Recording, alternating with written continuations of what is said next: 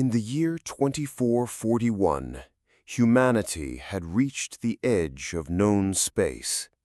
After centuries of war, growth, and painful evolution, Earth stood united, not by governments, but by survival. The stars were no longer distant dreams, they were maps waiting to be walked. But on the far edge of the Orion Arm, the first whisper came. A signal, a pulse, not natural, not random, not human. The UN starship Endeavour was the first to arrive. Sleek, 10 kilometers long, powered by the dark matter rail drives. On board, the best humanity had ever offered.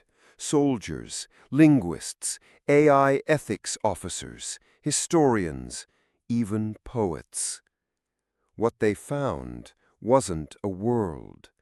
It was a construct, a Dyson fragment, a moon-sized arc of metal and plasma rotating gently around a dwarf star.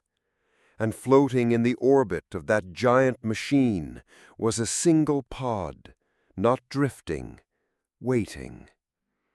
When Captain Amira Lynn opened the pod, she saw something that would change history. Not a being, not a message, but a mirror, a perfect obsidian-like surface that reflected not the image of those who looked into it, but their memories. The crew began seeing hallucinations, flashbacks, Earth, home, war, love, loss. It was not a weapon.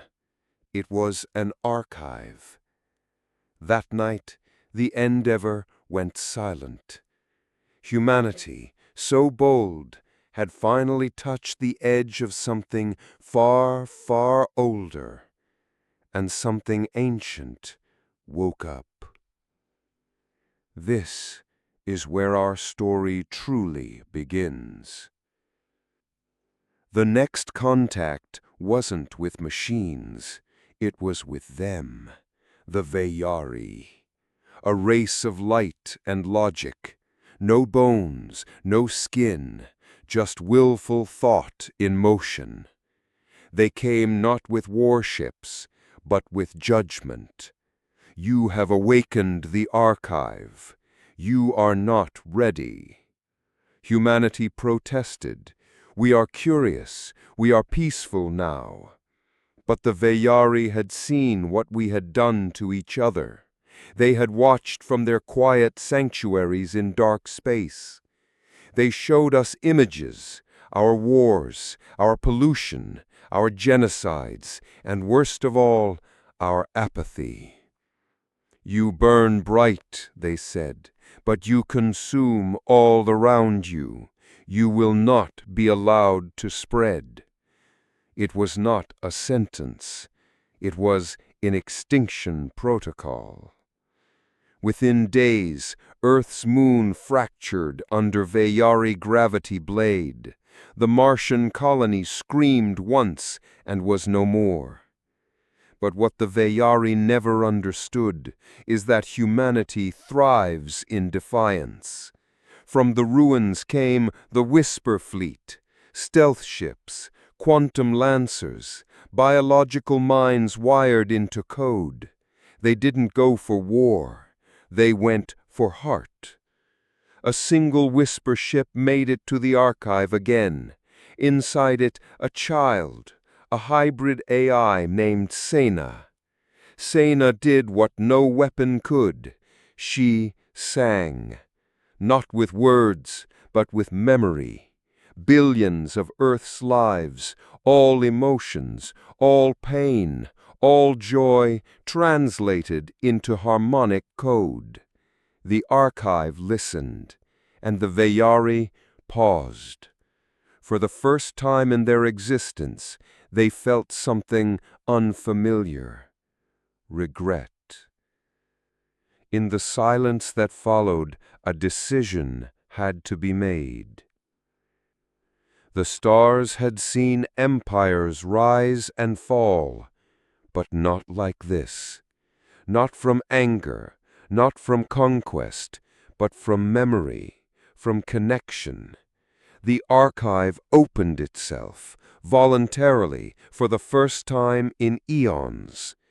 Inside was a garden, not of flowers or trees, but of moments. A kiss before death in a trench, a laughter shared over ruined soil, a mother's hand reaching through rubble. Humanity's darkest moments carried its brightest light. The Veyari Council, once unified in silence, now debated. Are they monsters? No, they are mirrors. And so the final test came.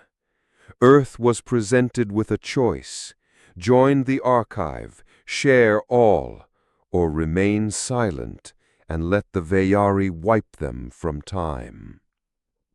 The answer was not political, not strategic. It came from a message. One line: we were broken, but we learned to sing from our cracks. That line echoed across dimensions, and the Veyari did the unthinkable. They stepped down, not in defeat, in awe.